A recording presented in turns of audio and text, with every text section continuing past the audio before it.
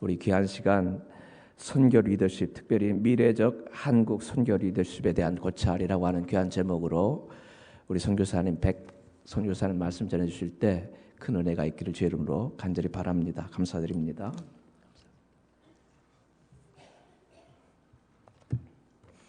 여러분 식사 잘 하셨죠? 이 시간에 나눌 그 주제 내용이 선교 리더십입니다. 저는 그 OM 국제단체에서 지금 21년째 사역을 하고 있고요. 그 현지에서 17년 터키하고 아제르바이잔에서 사역을 했습니다. 아제르바이잔에서 사역할 적에는 그 한 지역을 담당했었는데 그 지역이 코카서스 지역이었었어요. 이 코카서스 지역은 여러분들 체체니아에 대해서 잘 들어보셨을 것입니다.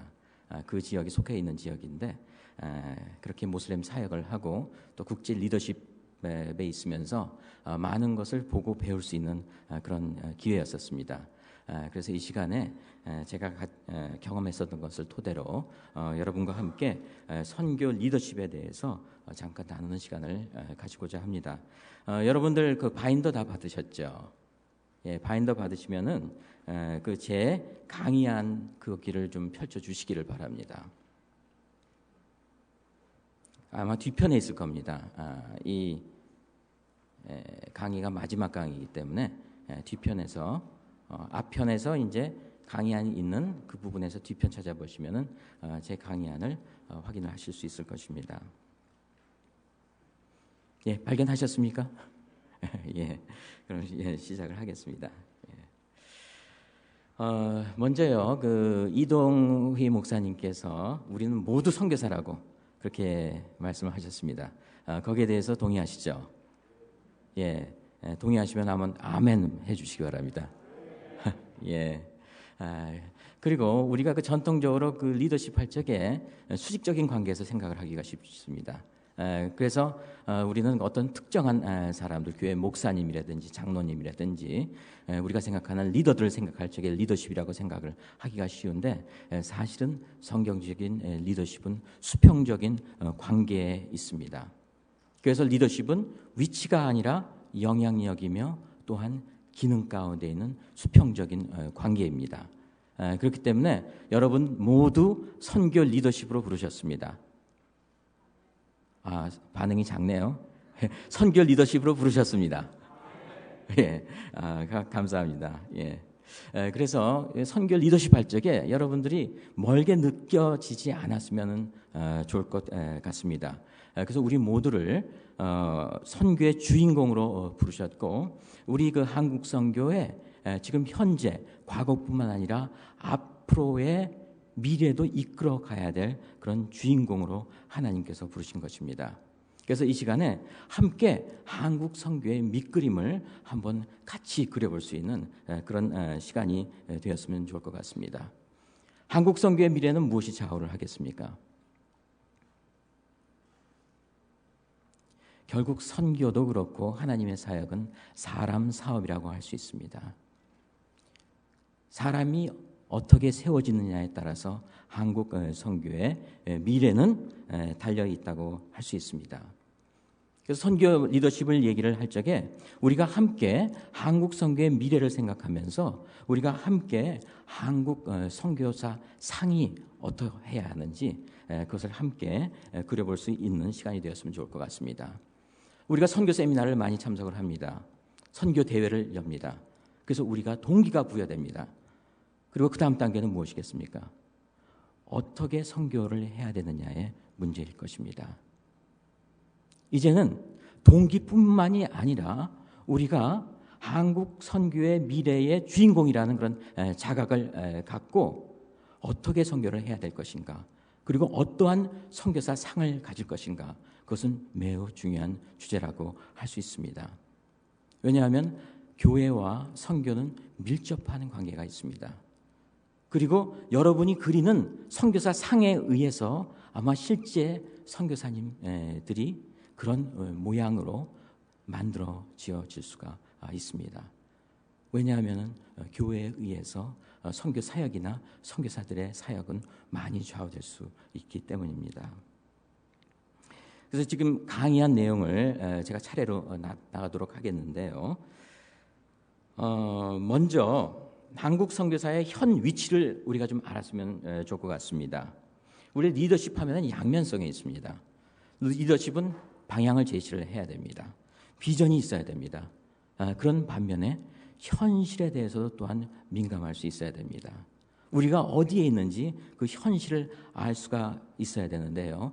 만약 현실을 모르는 리더라면은 방향을 아무리 좋은 방향을 제시를 한다고 할지라도 현재의 상황과는 맞지 않고 그 비전은 이루어질 수가 없을 것입니다. 한국 선교 지난 25년 동안에 놀라운 부흥이 있었습니다. 그러한 반면에 또한 보완해야 될 점도 지적이 되고 있습니다. 그래서 우리가 함께 현실을 직시하면서 우리 한국 선교를 하나님의 왕국을 위해서 업그레이드 할 수 있는 그런 주인의식, 리더십을 우리가 함께 나누는 시간을 가지고자 합니다. 이 밑에 보면은요, 그 한국 선교사의 강점과 약점이 나와 있는데요. 이 내용은 제가 말한 내용이 아니라 저희 선교단체에서 조사를 한 내용입니다. 저희 국제 리더십에서 앙케이트를 통해서 나온 통계이고 또 저희와 함께 사역하는 현지 지도자들의 조사에 의해서 나온 내용이라고 할 수 있습니다. 그래서 주의를 기울여주시면 감사하겠고요. 먼저 강점에 대해서 얘기를 한다면요. 궁금하시죠? 한국 선교사의 강점. 첫 번째로 외모라고 얘기합니다. 그들이 외모라고 얘기해요.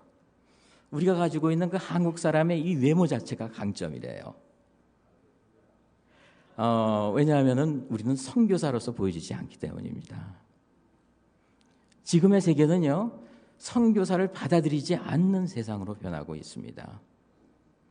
어떻게 보면 과거의 많은 상처들은요, 현지에 있는 선교지에 있는 현지인들이 많은 상처를 받았습니다. 예를 들면 십자군 전쟁이 있습니다. 저는 모슬림 지역에서 17년 사역을 해서 잘 압니다. 터키에서 제가 사역을 할 적에요. 일부러 가장을 해가지고 선교사 활동을 조사하는 기자들이 있었습니다. 똑같이 복음에 대해서 알고 싶다, 교회에 대해서 관심이 있다 하면서 가정교회에 스며듭니다. 그러면서 취재를 다 해요. 그리고 몰래카메라까지 감춰가지고 들어가가지고 다 이제 촬영을 합니다. 그리고 어느 날 갑자기 보면 우리도 깜짝 놀랐는데 추적 60분 그런 식으로 해가지고 짜자자잔 해가지고 선교사의 활동을 갖다가 공개합니다 하는 프로그램을 냅니다.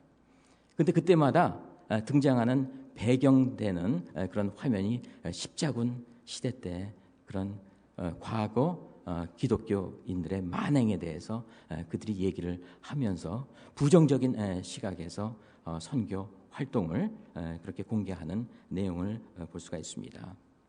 그리고 식민주의의 시대를 살았습니다. 그렇기 때문에 지금은 선교사로서 들어갈 수 없는 국가가 사실 더 많아요. 그리고 선교사로서 우리가 비춰지면은 더 손해인 부정적인 시대에 살고 있습니다. 그래서 우리가 한국 사람이라는 게 얼마나 감사한지 몰라요. 이 모습 이 자체부터가 우리 그 서양 사람들 보면 코 높지만 우리는 코가 약간 찌부러들었지 않습니까? 그리고 눈도 짝 째졌지 않습니까? 이 자체부터가 강점인 것입니다. 놀라운 강점을 우리가 가지고 있습니다. 그리고 두 번째는 기도인데요. 세상에 이런 민족이 없죠. 우리나라처럼 기도에 열심인 민족이 없죠. 새벽 기도가 있습니다. 금요 기도가 있습니다. 그리고 이 모임 하기 전에도 얼마큼 여러분이 뜨겁게 기도를 하셨습니까? 기도는 사역을 위한 준비가 아니라요, 사역 그 자체입니다. 우리 믿는 사람들이 할 수 있는 가장 큰 위대한 일이라고 할 수 있어요. 근데 그 강점을 하나님께서 우리에게 주셨습니다. 그래서 외국의 많은 단체들이 지금 한국의 기도를 배우려고 그래요. 저도 선교단체에 지금 본부에서 사역을 하면서 요청이 들어옵니다. 제발 한국에서 기도팀을 보내달라고, 단기팀을 보내서 기도할 수 있는 그런 팀을 보내달라는 그런 요청을 받습니다. 세 번째는 선교사 숫자입니다.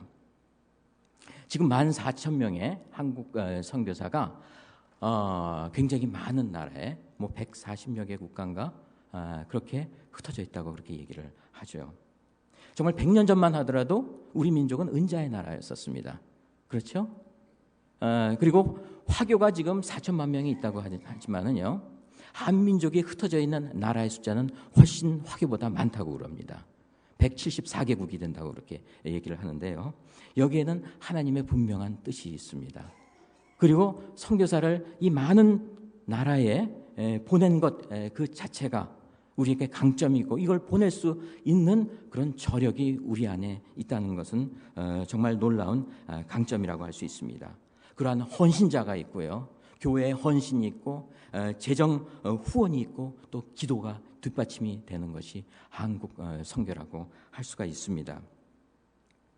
물론 남미에서도 그렇고 아프리카에서도 선교 운동이 일어나고 있습니다. 그런데요, 참 교회가 제대로 뒷받침해주지 못하기 때문에 선교사를 파송하지 못하고 선교사를 파송하더라도 얼마 지나지 않아가지고 본국의 후원이 끊겨가지고 가는 일이 비일비재합니다. 저도 아제르바이잔에서 팀을 인도하면서 남미 가족이 브라질 가족이 중간에 후원이 끊겨졌기 때문에 돌아가야 되는 그런 불행한 일도 보았었습니다. 근데 하나님께서 그러한 물질적인 축복을 주셨고 그러한 후원의 축복들을 하나님께서 주셨습니다. 이거는 우리 그 한국 선교사의 한국 교회의 놀라운 강점이라고 하지 않을 수가 없습니다. 또 하나는요, 밑에 보시면은 영적 통찰력이라고 적었습니다. 이것도 굉장히 참 중요합니다. 우리는 사실 기독교를 받아들인 지가 얼마 역사 별로 안 됐어요. 그렇죠? 한 120년 전만 하더라도 우리는 무속신앙과 애니미즘의 그러한 신앙 형태를 가지고 있었습니다. 이것도 우리한테는 무서운 장점이에요. 왜냐하면 우리가 선교하는 지역의 사람들은 이슬람도 마찬가지입니다. 이슬람도 그 전에 이슬람을 받아들이기 전에 신앙의 형태에 많이 영향력을 받은 경우를 볼 수가 있는데 우리는 자동적으로 그러한 영적인 통찰력, 우리의 옛날에 그 무속 신앙에서 나오는 그런 영적인 통찰력을 가지고 있는 것입니다. 한 번은 제가 미국 선교사하고 함께 지금 크림 반도입니다. 우크라이나에 속해 있는 크림 반도에 거기 터키계 민족이 있어서 크림 타타르 민족이 있어서 함께 전도 여행을 갔었습니다. 집집마다 이렇게 방문을 하는데 집집마다 코란이 하나씩 있더라고요. 물론 모슬렘 사람들입니다. 근데 갓 공산권에서 해방된 민족인데 야, 이렇게 믿음이 강한가? 그렇게 생각을 할 수도 있었습니다. 이 코란이 작은 것이 좀 주머니에 쌓여가지고 집집마다 걸려져 있었습니다. 그것을 봤을 적에 미국 선교사의 반응은 어땠겠습니까? 야, 이 사람들 신앙심이 굉장히 좋구나. 집집마다 코란이 있네. 진짜 모슬렘 사람이구나. 그렇게 생각을 했겠죠? 근데 저는 아니었었습니다. 이 코란은 부족에 불과한 거예요. 그러니까 우리가 부적을 붙이고 그리고 뭐 집안에 무슨 뭐 모신다고 그러죠? 그런 미신에 불과한 것이었던 것입니다. 누가 옳았겠습니까? 제가 옳았습니다. 그래서 그러한 영적인 통찰력을 우리가 가지고 있고요. 그리고 좀 전에 강의 때 우리 손창남 선교사님께서 그런 말씀을 하셨죠. 그 속담이 굉장히 유사한 점이 많다고요. 아시아에만 속한 것이 아닙니다. 제가 사역했었던 터키에도 비슷한 속담들이 너무너무 많습니다. 예를 들면은요, 신체의 부분을 들어가지고 말을 표현을 합니다. 우리가 깜짝 놀랐을 때 뭐라고 얘기를 합니까? 간 떨어졌다 그렇게 얘기를 하잖아요. 근데 터키 말 표현에는 어떤 표현이냐면 ödüm koptu 그런 말을 해요. 그런 말은 뭐냐면은 간은 아니에요. 쓸개가 떨어졌다 그렇게 얘기를 합니다. 예. 그리고 아주 가까운 사람들에게 어떻게 표현을 합니까? 우리가 간이라도 빼어주고 싶다 그렇게 얘기를 하잖아요. 근데 가까운 사람을 갖다가 터키에서는 뭐라고 얘기하냐면 베님 지에림 그래요. 그 말은 뭐냐면은요, 내 간이라는 그런 뜻입니다. 간을 빼어주고 싶다, 내 간이다 그런 표현을 가지고 있습니다. 그러니까 우리가 현지 사람들하고 정서가 통하는 것입니다. 그리고 영적인 통찰력이 있는 것입니다. 그런데 이것이 우리에게 하나님께서 주신 강점이라고 할 수가 있습니다. 또 하나 중요한 강점은 우리에게는 자신감이 있어요. 어느 지역에서든지 우리는 개척사역을 잘합니다. 그리고 교회를 세웁니다. 어느 지역에서든지. 그리고 전도에 열정이 있습니다. 그 말은 뭐냐면요, 우리는 부흥의 경험을 했어요. 그렇죠? 교회 부흥을 경험을 했습니다. 아주 급속한 교회 성장을 했기 때문에 그러한 자신감이 있는 거예요. 그래서 나가서 전도하면 그 사람이 믿게 되는 거고, 교회를 세우면 교회가 세워진다는 것을 우리는 하나님 안에서 자신감을 갖고 있는 것입니다. 그런데 서양 선교사의 경우에 있어서는 인본주의적인 방법으로 접근을 할 수 있습니다. 그리고 유럽 선교사는 특히 그런데요, 참 여러 좋은 방법으로 접근을 합니다. 그런데 그 마음 한구석에 있어서는 전도하면 저 사람이 받아들일까, 교회를 시작하면 교회가 될까 하는 소극적인 마음이 있습니다. 그런데 우리는 부흥을 경험을 했기 때문에 자신감이 있습니다. 이것은 우리에게 하나님께서 주신 아주 중요한 또한 장점이라고 할 수 있습니다.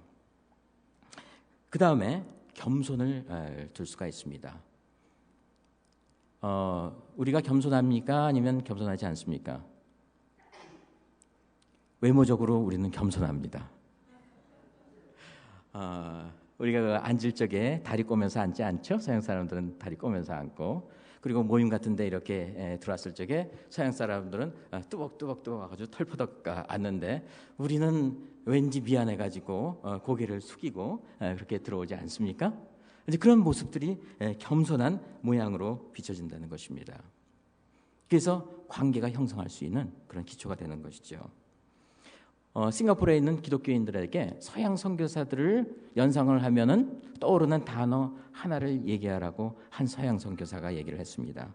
그랬을 적에 그 현지 사람들은 프라이드를 얘기를 했습니다. 교만함이죠. 교만함이라고 얘기를 했습니다. 근데 저도 서양 선교사들하고 이렇게 같이 지내다 보니까 교만해요. 교만하고, 어떤 사람은 서양 사람들의 교만함은 이 세포 가운데 있다고 그럽니다. 그래서 그걸 떼어내기가 참 힘들다고 그렇게 얘기를 해요. 근데 저는 이걸 전적으로 100%는 동의는 하지 않습니다. 왜냐하면 모든 사람들에게 다, 모든 민족에게 교만함은 있기 때문입니다. 한국 사람들한테도 교만함이 있습니다. 근데 그걸 나타내는 면에 있어서 우리는 좀 더 겸손하게 비춰진다는 것입니다. 근데 이것도 장점입니다. 하나님께서 주신 장점이라고 할 수 있고요. 그리고 그 다음으로 높은 교육 수준을 들었습니다. 우리나라의 교육 열정은 대단하죠. 저희도 이제 본국에서, 한국에서 고등학교 1학년 아들이 있습니다만은 아침 7시 반에 나가가지고 새벽 1시에 돌아옵니다. 모두가 다 그래요. 여기 미국은 어떤지는 모르겠습니다만은 그런 교육에 대한 열정을 가지고 있습니다. 이것도 우리 그 한민족이 가진 특성이고, 또 하나님께서 선교의 자원으로 사용하시고자 할 적에 준비된 인력 자원이라고 할 수 있습니다. 그래서 이런 점들을 외국 선교사하고 현지 사람들이 들었습니다. 그렇다면은 우리 한국 선교사의 약점은 무엇이겠습니까? 아마 여러분이 약점에 대해서 더 관심을 가지셔야 될 겁니다. 강점도 좋지만은요, 저희의 발전을 위해서는 약점에 대해서도 관심을 가져야 되는데요. 첫 번째, 한국적 스타일입니다. 저는 선교지에서 사역을 하고 한국에 돌아갔을 적에 참 이상한 단어를 하나를 발견을 했어요. 그걸 이해하는데 상당한 오랜 시일이 걸렸었습니다. 그 단어는 뭐냐면은 신토불이였어요. 한국적인 거는 모든 게 다 좋다는 거죠. 신토불이. 그게 여러분들은 잘 웃을지 모르겠습니다만 저한테는 굉장히 생소하게 받아들여졌습니다. 우리가 물론 정말 경제적인 기적을 세웠습니다. 많은 분야에서 발전을 했습니다. 그러나 우리가 상대방의 다른 점들을 이해하는 그런 개방된 면으로 나가야지, 폐쇄적인 민족주의적인 면으로 나가서는 안 돼야 될 것입니다. 그리고 두 번째는요, 교단 중심의 선교라고 들었습니다. 지난 선교 역사를 보면은 교단 중심의 선교 운동이 있었고, 선교 단체 중심의 선교 운동이 있었고, 그리고 새롭게 지금 일어나는 젊은이들과 전문인들과 평신도 중심의 그런 선교의 문이 닫아진 선교 운동들이 일어나고 있습니다. 근데요, 이 세 가지가 다 함께 같이 사역을 해야 될 것입니다. 교단과 선교 단체와 또 우리의 사람들을 키우는, 또 정말 전문인과 단기 사역과 젊은이들이 나갈 수 있는 기회를 주면서 선교 인력을 양성시킬 수 있는 그러한 운동들이 함께 연합을 해야 될 것입니다. 근데 우리는 선교하면은 교단적으로 많이 치우친 경향이 있습니다. 그래서 현지인과 외국 사람들 눈에 있어서는 한국 선교하면은 교단 중심의 선교, 그렇게 인상이 지어줄 수가 있습니다. 세 번째는요, 영어입니다. 저도 20년 가까이 국제단체에서 영어를 하는데 참 영어는 힘듭니다. 힘들고 참 영어로 거듭나야 되는데 그게 쉽게 거듭나지가 않더라고요. 근데 참 저는 이 디아스포라 커뮤니티를 하나님께서 정말 준비하셨다고 봅니다. 여러분들 영어 잘하시지 않습니까? 그렇죠? 여기 선교지에서 지도자들과 현지 사람들이 이렇게 지적을 했어요. 영어에 있어서 약하다. 커뮤니케이션 하는 면에 있어서 불편하다. 그런 지적을 했는데 여러분들의 최소한 1.5세, 2세들은 이러한 염려가 없을 것입니다. 이거는 굉장히 큰 자원이라고 할 수가 있습니다. 그리고 네 번째는요, 자민족주의입니다. 중심주의입니다. 그러니까 모든 민족은 다 자민족 중심주의가 있습니다. 그것을 이제 전문 용어로는 에스노센츄리즘이라고 하지 않습니까? 자민족 중심주의가 있었을 적에 겸손하게 우리가 선교지 현지 사람들을 섬기지 못하고 나중에는 배척받는 그런 경우가 나타나게 됩니다. 그래서 아프리카 같은 경우에 있어서는 양키 고홈하지 않습니까? 그런데 지금 한국 사람 고홈하는 지역도 가끔 있다고 합니다. 그리고 우리는 산일 민족 가운데 있었기 때문에 폐쇄적인 그런 환경 가운데 있기 때문에 그런 성향이 우리도 모르게 있을 수가 있습니다. 그리고 한국인, 외국인 노동자들이 동남아시아권에서 많이 와서 일을 하지 않습니까? 이 노동자들이 중에서 70%가 한국 고용주한테 구타당한 경험이 있다고 얘기를 합니다. 어떻게 보면 우리는 좀 나와 다른 민족을 배척하는 그런 성향도 있을 수가 있습니다. 그런데 우리가 정말 성숙된 선교를 하기 위해서는 이러한 자민족 중심주의를 버려야 될 것입니다. 그리스도인의 세계관은 민족적인 구분이 없습니다. 단지 이 지상 가운데 있는데 우리가 이러한 면에 있어서 깨어 있을 수가 있어야겠습니다. 또 하나는요, 율법주의고 배타적 집단 민족 의식을 들었습니다. 우리가 가지고 있는 교회 문화를 강요를 하고 그리고 우리는 왕따 문화가 있지 않습니까? 예? 나와 틀리면은 아니면 나보다 독특하면은 이렇게 우리는 배척하는 밀어내는 그런 왕따 문화가 있습니다. 이 집단주의 문화인데요. 특히 한국인한테서 심하다고 그렇게 얘기를 합니다. 그래서 저도 다른 나라를 이렇게 다녀보면서 특히 중국과 일본을 다녀보면서 같은 이 아시아권인데 있어서도 참 그들 나름대로의 그런 조직적인 체계가 있고 중국 같은 경우에서도 관시, 관계를 중요하지만은 또 서로가 서로를 존중하면서 개인주의가 발달되어 있는 경우를 볼 수가 있습니다. 그런데 우리한테는 독특한 집단주의 문화가 있어요. 근데 그게 어디서 왔을까 생각을 해봤는데 우리는 가족 중심주의에서 많이 영향력을 받는 것 같습니다. 가족이 참 중요해요. 어떻게 보면 고밀도의 양질의 그런 관계성을 가지고 있습니다. 그래서 어디를 가든 간에 그런 관계성들을 추구하기 때문에 그렇게 작은 집단을 형성하지 않을 수가 없지 않은가 그렇게 생각을 하는데요. 그래서 선교사 사회도 마찬가지입니다. 그래서 함께 통합화해서 일하기보다는 그 단체 안에서 항상 패를 나눠집니다. 패를 나눠지게 되는데요. 근데 이것도 우리가 극복해야 될, 우리가 가지고 있는 민족 의식이 아닌가, 그렇게 내다보여집니다. 그리고 아까도 이제 송창남 선교사님께서 지적하셨습니다만은 뭐 한국 사람이 언어도 못하고 그러고 뭐 태국 문화도 이해 못한다고 그렇게 얘기를 했는데 동일한 내용이 지적이 됐습니다. 현지 언어 습득 부족과 팀과 현지 문화에 대한 적응력이 약하다고 얘기를 합니다. 본질적으로는 아주 가깝습니다. 그런데요, 제가 볼 적에 있어서는 우리가 좀 더 겸손함을 갖고 내 것을 버리고 현지 문화를 이해하고 낮아지는 그러한 노력이 필요할 것입니다. 그리고 언어를 배우는 면에 있어서도 우리는 강의실에서 배우기를 참 좋아해요. 그리고 책을 통해서 배우기를 좋아합니다. 그러나 가장 효과적인 것은 사람을 통해서 배우는 것일 것입니다. 우리는 학력이 중요해요. 그렇죠? 박사학위 땄다 그러면 와, 저 사람 훌륭한 사람 그렇게 얘기를 하죠. 그런데 하나님 나라의 그 선교 사역을 위해서는 실제적인 실력이 중요한데 그 실력은 학력에서 나오지 않는다고 저는 봅니다. 학력이 도와줄 수는 있습니다. 그런데 무엇보다도 중요한 것은 학습일 것입니다. 삶 가운데 배우는 그러한 능력들, 학습 능력을 갖추는 것이 중요할 것입니다. 그리고 또 하나로 지적이 된 것은 리더십 간의 갈등입니다. 우리는 수직적인 체계 가운데 살아왔기 때문에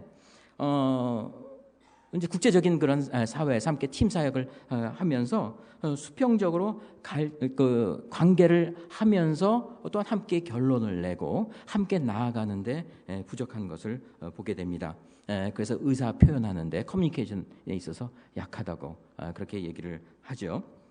저는 국제단체에 있으면서 이렇게 관계를 하면서 배운 아주 중요한 단어 두 가지가 있습니다. 하나는 뭐냐면은 persuasion입니다. 설득하는 거죠. 내가 가지고 있는 것을 표현하는 것입니다. 성경에 있어서도 사도 바울이 persuade이라는 단어로 사용되어진 내용을 우리가 볼 수가 있습니다. 그리고 또 하나의 단어는 negotiation이에요. 내 것을 주장하거나 내 것을 포기하는 것이 아니라 함께 서로 만나는 거죠. negotiation이죠. 거기에 부족한 것을 볼 수가 있습니다. 한 번은 제가 그 서구 리더하고 이제 그 팀 생활에 대해서 한국 사람들 팀 생활에 대해서 얘기할 기회가 있었는데 한국 사람들은 자신의 의사를 표현하지 않는다는 거예요. 불만이 없다는 거예요. 그리고 어떤 잘못된 점들을 이렇게 지적을 했을 적에 그 불만을 표현하지 않고 있다가 다른 사람들한테 다 얘기를 한다는 거예요. 다른 한국 사람들한테 얘기를 해서 그 불만을 얘기할 적에는 동지들을 규합을 해가지고 같이 와가지고 그걸 얘기를 한다는 거예요. 무섭죠.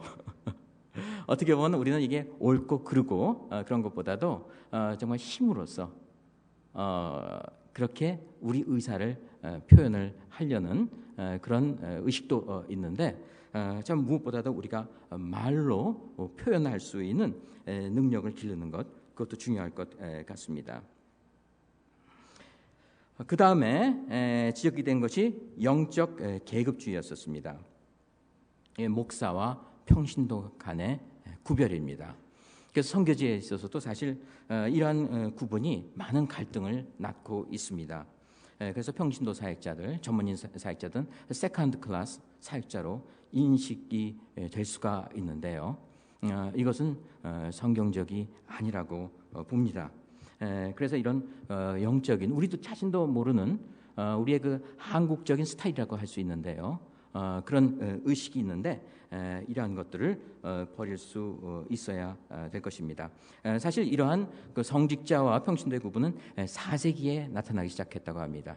클레멘트에 의해 가지고 교회 질서를 위해서 나타나기 시작을 했는데 우리 그 한민족은 유교 사상의 영향을 받아서 그런지 더욱더 이러한 구분이 강한 모습을 볼 수가 있습니다. 근데 이렇게 됐을 적에 정말 복음이 능력이 없게 되고 복음이 그러한 이분적인 구분 가운데 믿음과 삶을 구분시키고 그리고 목회자와 평신도를 구분시킴으로 인해 가지고 평신도를 수동적으로 만들고 복음이 단지 우리가 있는 교회 생활 가운데, 교회 테두리 가운데 묶어두는 그런 결과를 낳게 됩니다. 이것은 한국 교회에 있어서도 해결해야 될 문제이지만은 선교지에 가서 정말 타문화권에서 선교하는 입장에 있어서는 더욱더 우리가 유의를 해야 되고 해결해야 될 문제라고 할 수 있습니다. 그리고 그 다음으로 지적이 된 것은요, 일방적인 결정이고 현지 문화에 대한 무시입니다. 이것은 아까도 얘기했었던 가부장 유교 문화와 자민족 중심주의에서 온 것이라고 볼 수 있고요. 그리고 그 다음에는 개인 우정 전도에 약하다고 합니다. 여러분들 이상하게 들릴지 모르겠습니다. 한국 사람이 전도에 열심히 있는데 왜 개인 우정 전도에 약합니까? 그렇게 물어보실 수가 있는데요. 우리는 전도의 스타일이 어떠냐 하면은요, 좀 수동적인 스타일입니다. 자, 한국에서 친구가 복음에 관심이 있지 않습니까? 교회에 관심이 있지 않습니까? 그러면 그에게 전도하기보다도 부흥회에 데리고 갑니다. 그렇죠. 교회에 데리고 가죠. 그래서 목사님 말씀을 통해 가지고 주님 만나게 하고 교회 생활을 하게 합니다. 그런데요, 선교제에 있어서는 우리가 1대1로 대결을 해가지고 그들을 영접시킬 수 있어야 됩니다. 그런 전도 능력을, 그리고 양육 능력을 키울 수가 있어야 되거든요. 근데 우리는 개인적으로 접근해서 전도하고 양육하고 그러면 약하다고 그러고, 그리고 현지 사람들이 보는 입장에 있어서는 설교하려고 든다고 합니다. 근데 저는 선교는 관계라고 봅니다. 관계가 형성이 안 됐을 적에는 아무 말도 들어오지 않습니다. 우리가 먼저 친구가 돼야 되는데 먼저 설교하려고 들었을 적에는 주변에서 사람들이 다 달아납니다. 그래서 이런 면에 있어서 우리가 보완을 해야 될 것입니다. 그리고 그 다음은요, 자신을 드러내지 않는다고 얘기합니다. 우리는 은밀한 구석들이 많다고 그렇게 얘기를 해요. 우리 말 표현에 있어서도 그렇다고 얘기를 하는데요. 우리가 무슨 너 뭐 오늘 무슨 일이 있니? 이렇게 물어봐고 그랬을 적에 그냥 그런 일이 있어 하면 우린 그냥 지나가잖아요, 그죠? 그 사람들 개인적인 무슨 일이 있구나 이렇게 생각을 하는데, 이제 서구 사람들 보면은 구체적으로 자신의 삶을 얘기하는 것을 볼 수가 있습니다. 그리고 비행기를 타면 만약 옆에 미국 사람이 있다면은요, 그 미국 사람이 정말 집안 일, 아주 부인과의 관계까지 상세하게 얘기하는 것을 볼 수가 있습니다. 근데 하여튼 우리 그 민족성 가운데 있어서는 은밀한 부분이 있다고 합니다. 근데 이것이 다른 사람이 봤을 적에는 관계 형성을 하기에 좀 걸림돌이 되는 요인으로 작용하는 것을 볼 수 있습니다. 한 인류학자가, 사회학자가 통계를 냈는데요, 미국 사람이 처음 만난 사람들에게 얘기하는 그런 노출도가 한국 사람이 아버지에게 얘기하는 그 노출도하고 비슷하다는 그런 통계가 있습니다. 정말 우리는 우리 자신의 삶을 나누고 표현하는 그런 습관을, 의식을 가질 수 있어야겠습니다. 그리고 그 다음으로 지적이 된 것은 사역에 빠른 성과를 기대한다고 그럽니다. 우리는 어디 가든지 빨리빨리, 그러니까 외국인 가이드들도 관광지에 가지고 빨리빨리는 알아듣는다고 그렇게 얘기를 하지 않습니까? 근데 제가 쓰던 터키에서는요, 야바시 그럽니다. 그러니까 야바시는 모든 일을 할 적에 천천히 하라는 거예요. 야바시. 근데 우리는 빨리빨리 이제 성과주의, 결과를 빨리 보고자 하는 그런 마음이 앞서는 것을 볼 수가 있습니다. 그리고 그 다음에는 서열 의식입니다. 이것은 나에 의한 서열 의식이 강하다고 할 수 있는데요. 저희 그 아버님이 지금 78세십니다. 근데 노인정에 가면은요, 아무리 나이를 많이 드셔도 1살 가지고 다투신다고 그래요. 노인정에서요. 그만큼 우리 가운데에서는 나이에 의한 서열 의식이 강하게 자리 잡고 있습니다. 근데 이런 서열 의식이 있었을 적에는 개인의 그런 능력이, 기능이 잘 발휘되지가 않습니다. 그 선교직에서도 선교사가 효과적으로 사역하기 위해서는 이러한 서열 의식을 버려야 할 것입니다. 그리고 또한 의사 표현에 있어서 불분명하다고 그렇게 얘기를 합니다. 근데 우리 표현을 보면은 굉장히 간접적인 표현들이 많습니다. 그리고 나라는 단어를 잘 안 씁니다. I라는 단어를 안 씁니다. 그 대신 우리라는 단어를 잘 쓰는데요. 그 예를 들면은 이제 제 아내 있지 않습니까? 그러면은 우리는 우리 아내라는 그런 표현을 쓰죠. 근데 만약 영어로서 our wife 그러면 큰일 나죠. 다른 사람들이. 우리 아내 함께 공유할 수 있는 우리 아내가 돼버리니까 큰일 나는데 그만큼 우리는 그러니까 I라는 나 중심의 표현력에 약하고 또 구체적인 표현에 약한 것을 볼 수가 있습니다. 저희 친구 중에서 제 집사람의 친구인데요. 선교사인데 영국 선교사하고 결혼을 했습니다. 그 영국 그 선교사하고 또 이제 저도 친하게 됐는데 한 번은 집안일을 얘기를 하게 됐어요. 그러면서 자기 부인에 대한 그런 좀 불만을 좀 얘기를 하더라고요.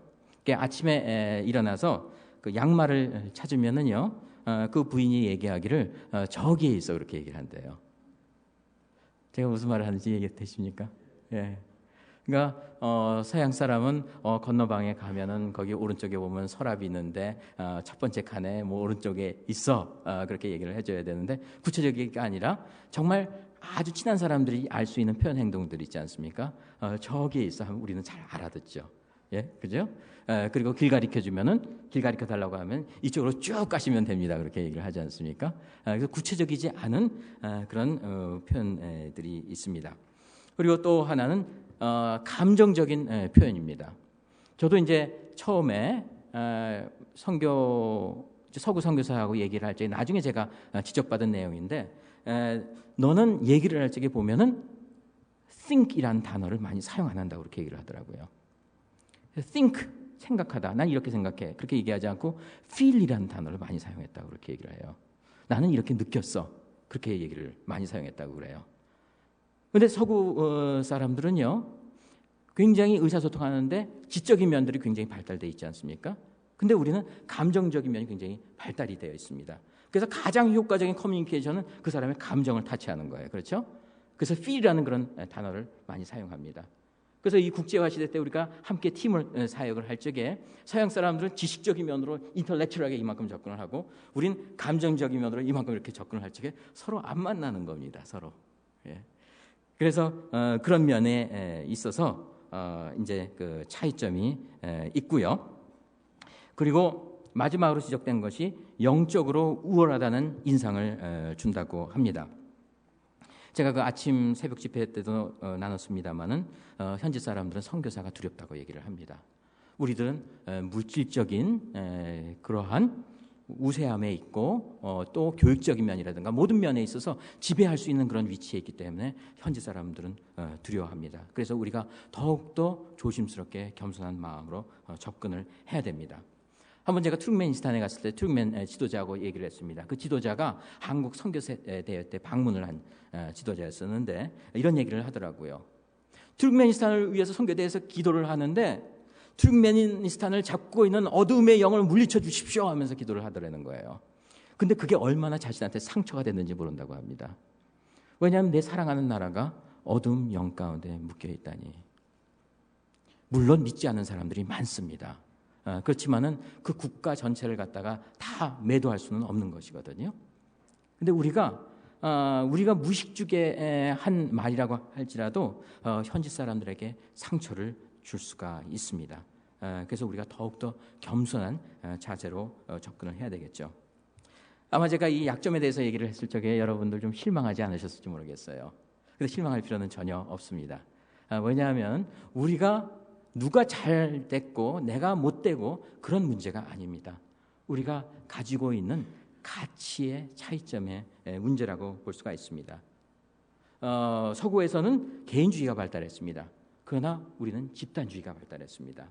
그리고 서구에서는 평등의 가치관을 가지고 있고 우리는 존경의 가치관을 가지고 있습니다. 나이 든 사람이라든가 존경하는 문화를 가지고 있습니다. 다 좋은 것입니다. 그리고 서구 사람들은 이성이 발달을 해 있다면 우리는 감정이 더 발달을 해 있습니다. 그래서 우리는 현지 사람들의 감정을 잘 읽습니다. 영어로 해석되는 단어 하나가 있어요. 안 되는 단어가 하나 있습니다. 그 말은 눈치라는 말입니다. 눈치는 정말 억지로 번역을 한다면은요, 인투이션이라는 단어를 해서 영감을 얻는다. 이제 그런 말로 번역이 될 수가 있는데요. 그만큼 우리는 상대방의 마음을 읽는, 감정을 읽는 감각기관이 발달되어 있습니다. 이거는 우리가 가진 그런 장점이라고 할 수 있죠. 그래서 어느 게 좋고 못되다는 게 아니라 가치가 서로가 다른 것입니다. 그리고 이 둘이 한꺼번에 만났을 적에는 또 놀라운 시너지를 발휘를 할 수가 있습니다. 그래서요, 제가 이번에는 미래 한국 선교를 이끌 한국 선교사상, 결국 하나님의 나라는 하나님께서는 사람을 통해서 일하시지 않습니까? 그 선교사상을 한번 같이 그려보는 시간을 가지면 좋을 것 같습니다. 과정은 결과를 낳는다고 얘기를 하죠. 갈라디아서 6장 7절에 이런 말씀을 하십니다. 스스로 속이지 말라. 하나님은 만홀히 여김을 받지 아니하시나니 사람이 무엇을 심든지 그대로 거둔다고 얘기를 합니다. 우리는 결과가 아니라 과정이 중요합니다. 과정 중에 가장 중요한 과정은 사람을 세워나가는 과정일 것입니다. 그래서 어떤 선교사 상을 우리가 그리느냐에 따라서 한국 선교의 미래는 달려있다고 볼 수 있습니다. 첫 번째로요, 팀 사역에서 그러니까 동역하는 선교사입니다. 이 동역하는 선교사는 세 가지 차원이 있을 수 있습니다. 하나는 팀 사역 차원이고, 두 번째는 국제 협력 차원이고, 세 번째는 현지 협력 차원이 되겠습니다. 이 팀 사역 차원은요, 한국 선교의 과제라고 할 수 있습니다. 함께 일하는 것.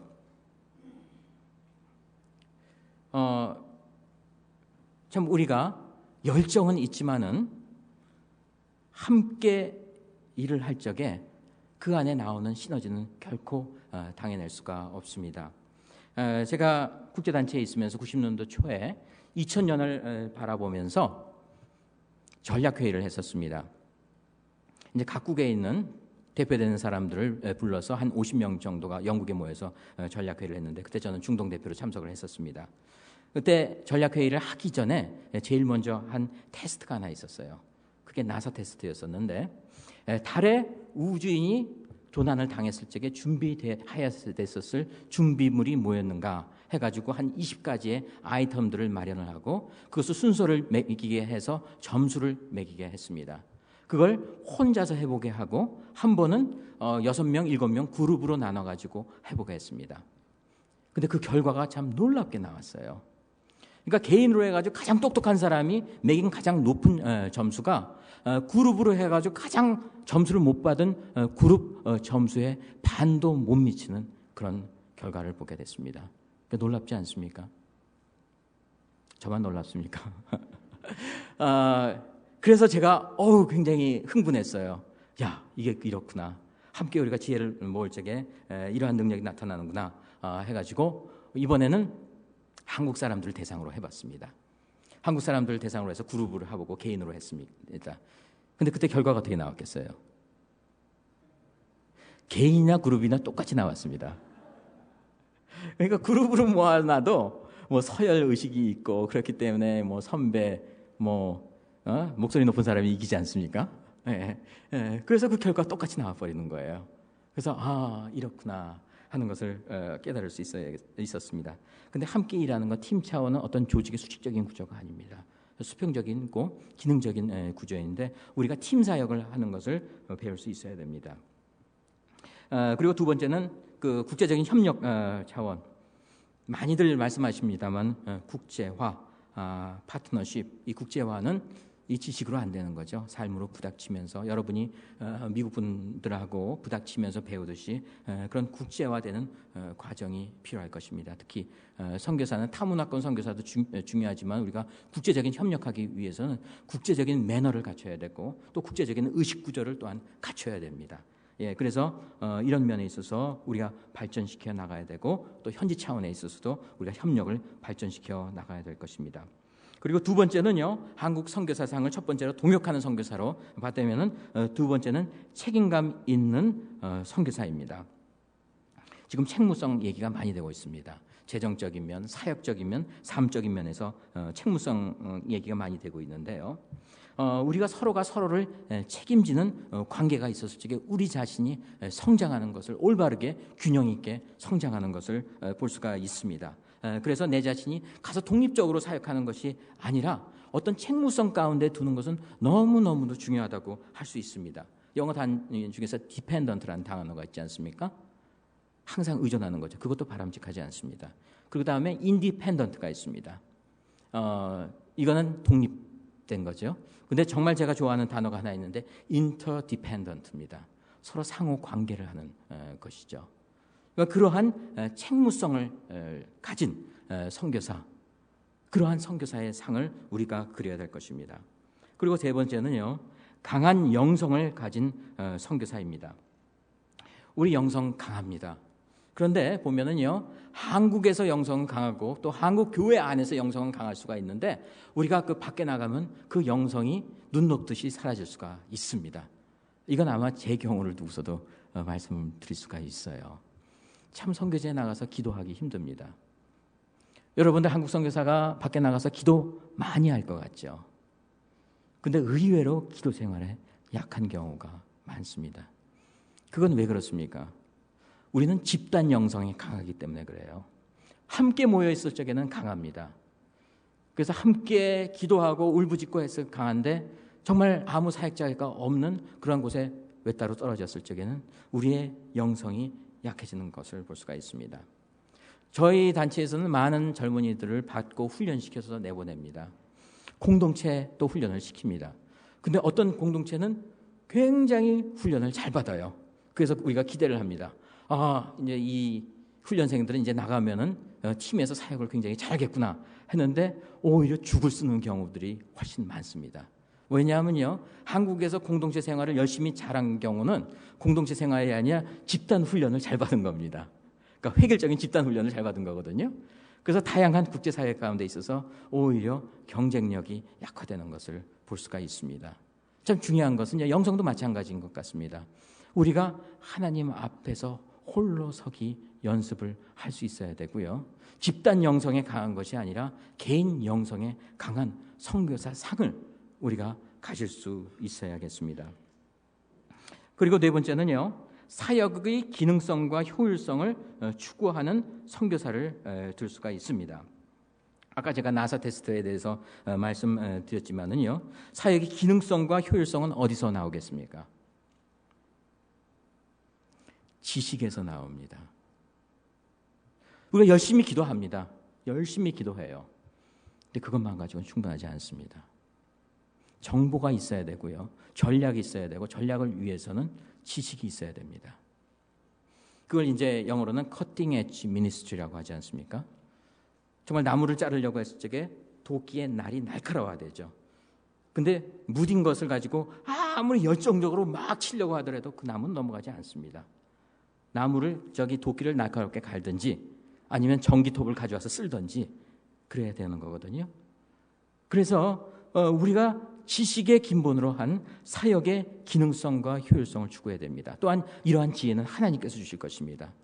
기도하면서 또 다른 사람과 함께 지혜를 모으면서 사역의 기능성과 효율성을 추구를 해나가야 됩니다.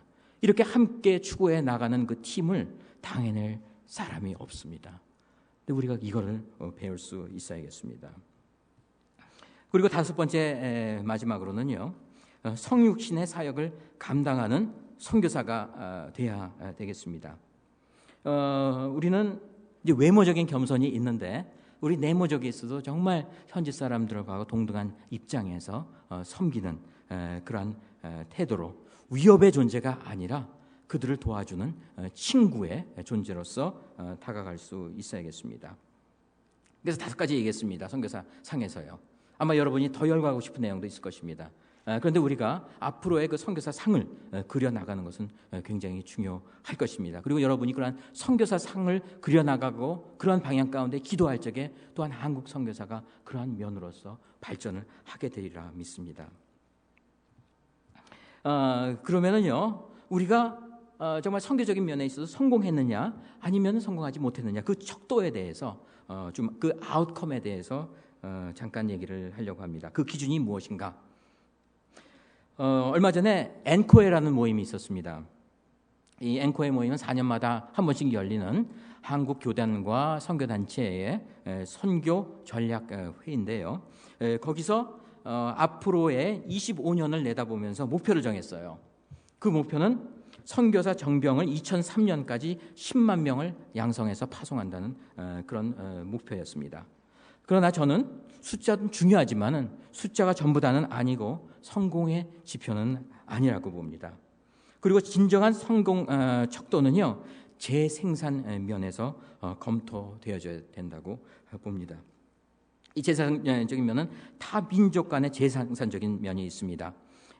우리가 아브라함의 축복을 잘 알고 있습니다. 근데 이 축복의 결과는 뭐냐 하면은 땅의 모든 족속이 너를 인하여 복을 얻을 것이라는 것이 궁극적인 목적이죠. 그래서 선교사를 많이 보내고 선교 활동을 한국 선교사가 잘하는 게 중요한 것이 아니라 정말 더 중요한 것은 내부자 운동이라고 할 수 있습니다. 그 현지 사람들이 선교의 오너십을 갖고 선교를 할 적에 그것이 우리의 척도가 될 수 있을 것입니다. 그리고 또 하나는 자민족 간의 재생산 면을 들 수가 있는데요. 아마 여기 이민교회에서 1세대와 1.5세대와 2세대 간의 그런 간격들이 많이 문제가 되는 것으로 알고 있습니다. 근데 선교는 3세대가 같이 해야 됩니다. 1세대만의 선교도 돼서도 안 되고 그리고 2세대만의 선교도 돼서도 안 됩니다. 서로가 가진 그런 장점들이 있는데 함께 연합하여서 선교 운동을 일으킬 수 있어야 되겠습니다. 하나님도 자신을 소개를 할 적에 아브라함과 이삭과 야곱의 하나님이라고 3세대에 걸쳐서 하나님의 자신을 소개하는 모습을 볼 수 있습니다. 우리의 선교 비전도 우리가 함께 나눌 수 있는 자민족 간의 세대 간의 재생산 면이 있을 적에 가능하게 될 것입니다. 마지막으로 이러한 그 선교 리더십의 양성을 위해서 예수님의 모델을 보면은 예수님의 모델은 사역보다도 사람 중심이었었습니다.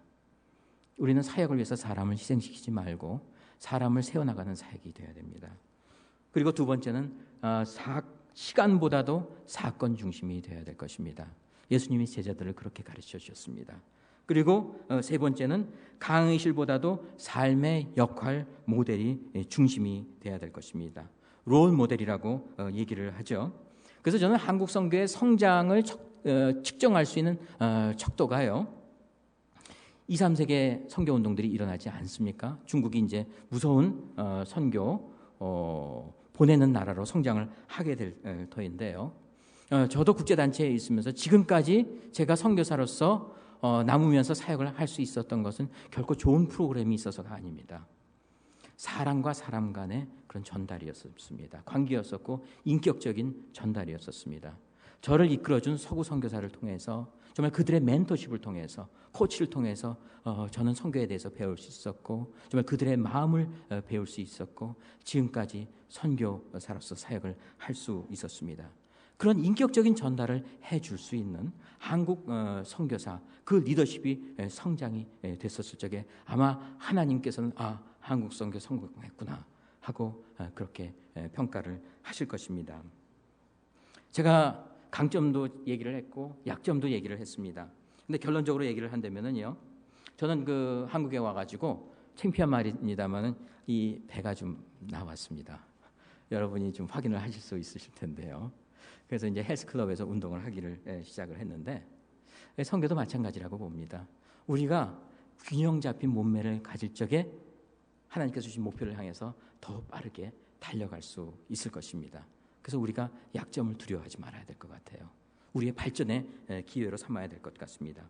마지막으로 성경 한 말씀을 드리겠습니다. 에베소서 4장 15절 말씀인데요. 같이 보면 좋을 것 같습니다. 오직 사랑 안에서 참된 것을 하여 범사에 그에게까지 자랄지라. 그는 머리니 곧 그리스도라.